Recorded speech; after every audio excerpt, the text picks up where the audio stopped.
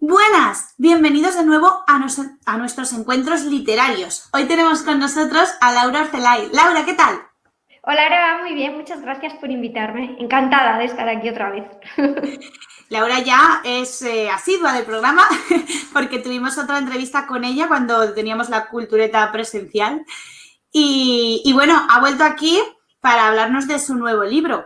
Pero para los que no hayan visto la primera entrevista, cuéntanos un poquito cómo empezaste tú en el mundo de la escritura.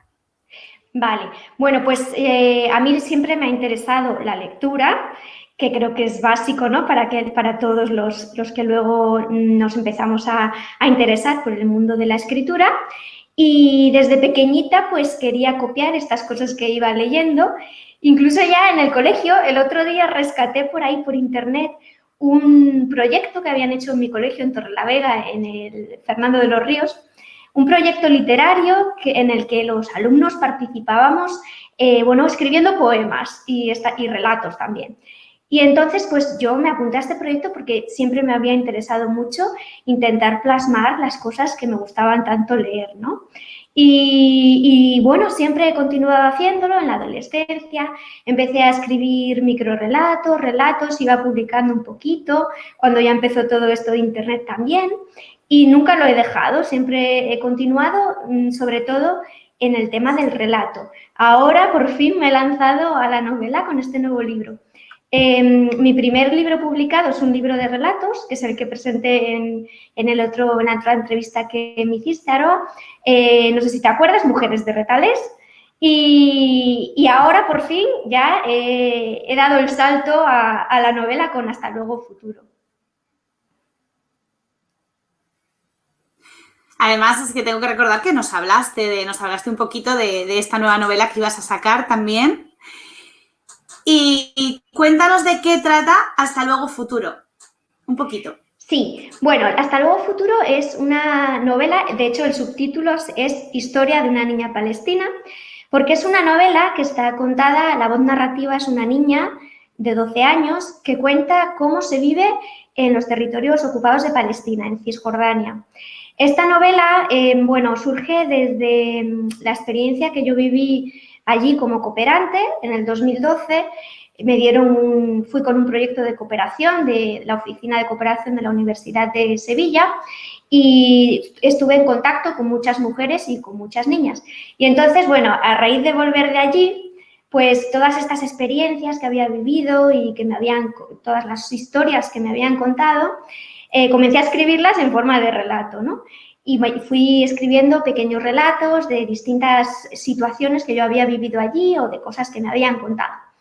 Y uno de estos relatos, que se titulaba igual que se titula la novela, Hasta luego futuro, ganó el Premio Internacional de Narrativa Joven Abogados de Atocha en el 2018. Y bueno, pues a raíz de este premio, este reconocimiento, muchas personas que habían leído el relato me comentaron que por qué no continuaba la historia, que era una historia muy interesante y que le veían una continuación, ¿no?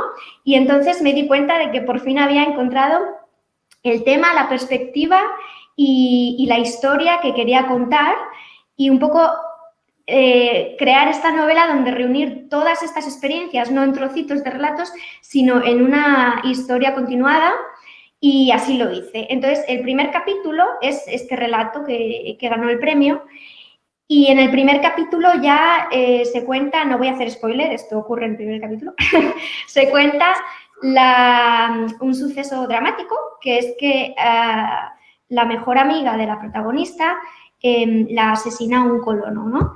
Y entonces esta niña, Raguya, la protagonista, decide que como sabe que en Palestina todo queda impune, lo que no quiere ella es que quede olvidado. Entonces decide que va a ser escritora y que va a empezar a escribir todo lo que las injusticias que ocurren en su país para que no caigan en el olvido.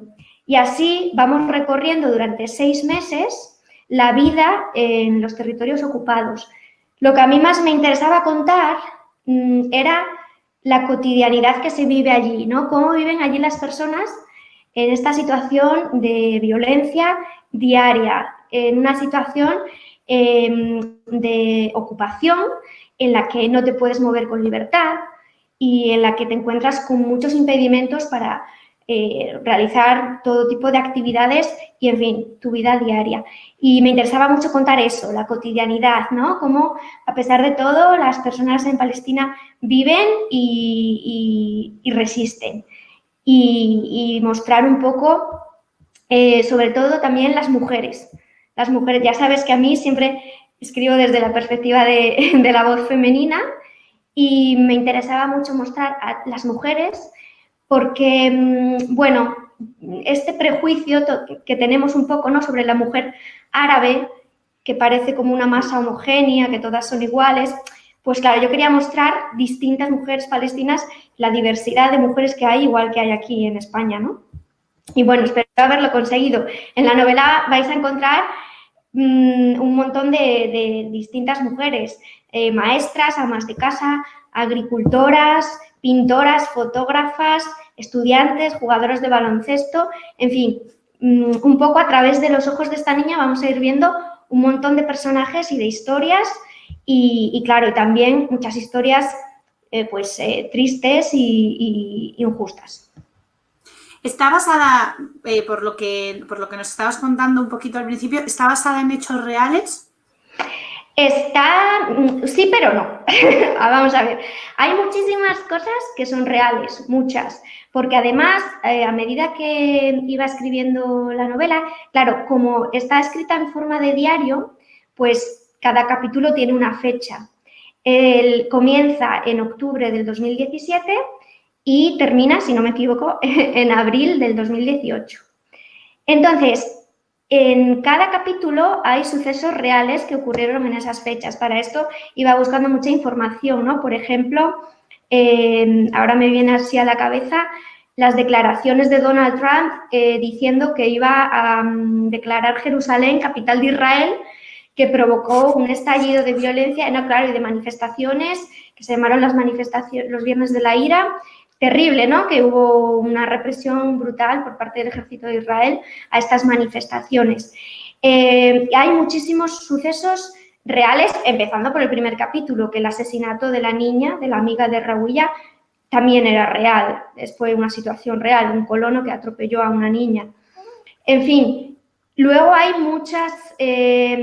la ambientación, por ejemplo, evidentemente es todo real, y muchos personajes están basados también en personas reales que yo he conocido. No es la persona en sí, no podemos identificar un personaje con una persona, pero sí trocitos de personas y de historias que he ido metiendo. Y muchas situaciones también que yo viví allí.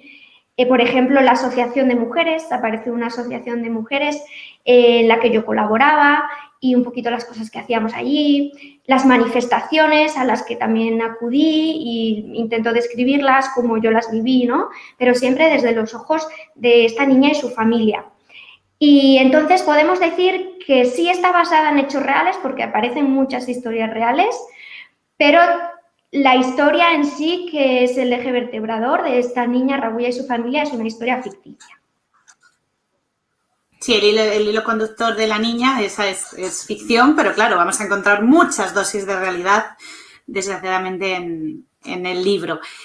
Laura, a mí es que me parece una historia súper interesante y, vamos, o sea, increíble y muy necesaria de conocer. Cuéntanos dónde podemos adquirir en esta situación en la que estamos ahora tu libro. Sí, bueno, el libro lo podéis adquirir a través de Amazon. Tenéis tanto la versión en papel, que es esta, como la versión en ebook, versión digital.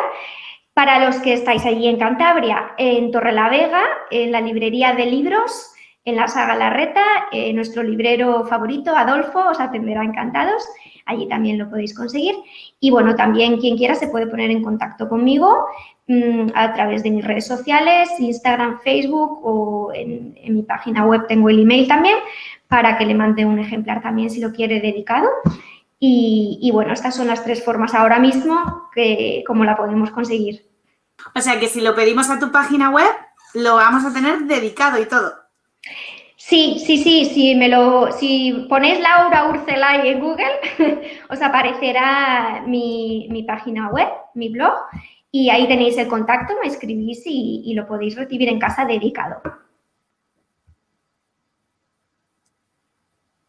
Genial, Laura.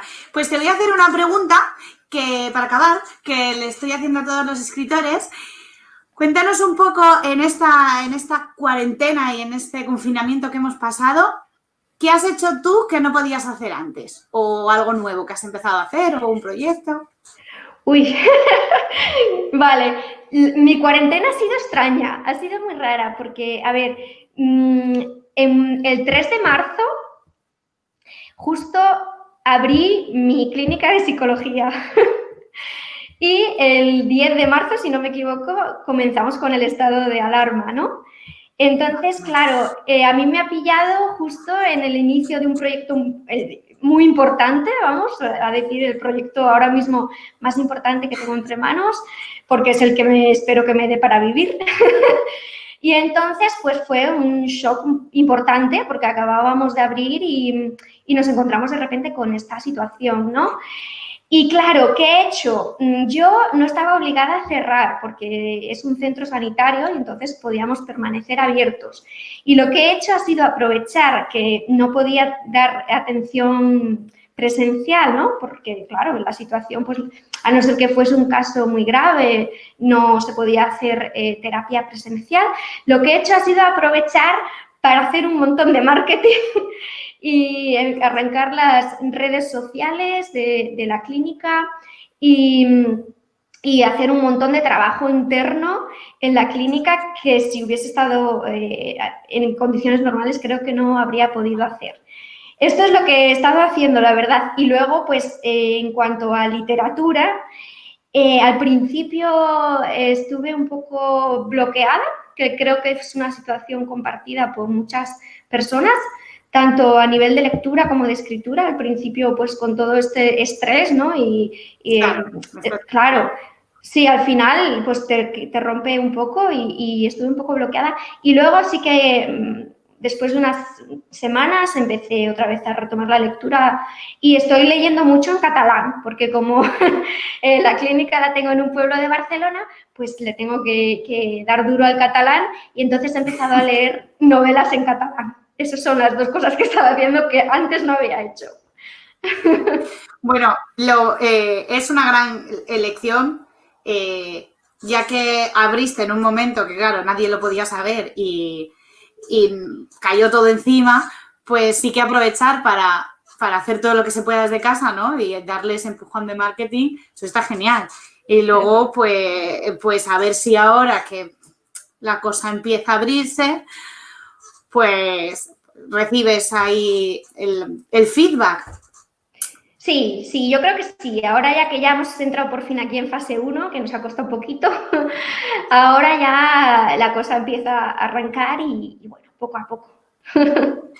Pues nada, Laura, te deseo lo mejor. Muchísimas gracias por haber vuelto aquí con nosotros. Ya sabes que esta es tu casa, que cuando quieras y que estamos encantados de tenerte. Ojalá pueda ir pronto para la Tierruca porque me ha quedado pendiente una presentación en De Libros con Adolfo y por supuesto, una entrevista o un café contigo que hay que verse en persona. Que, por cierto, no lo he dicho, pero el primer borrador de la novela lo escribí en los Corrales de Huelva. ¡Anda! Eso es mi tierruca. Sí, pues todavía estaba allí, vivía allí y el primer borrador lo escribí allí. Luego ya me vine para acá y la corrección la terminé en Barcelona. Así que está ahí un poco tierras mezcladas. Bueno, pues yo te tomo en cuenta lo del café, ¿eh? A ver si cuando vengas nos podemos ver en persona. Y nada, eso, que muchísimas gracias. Y a vosotros nos vemos en los siguientes encuentros literarios. ¡Hasta luego!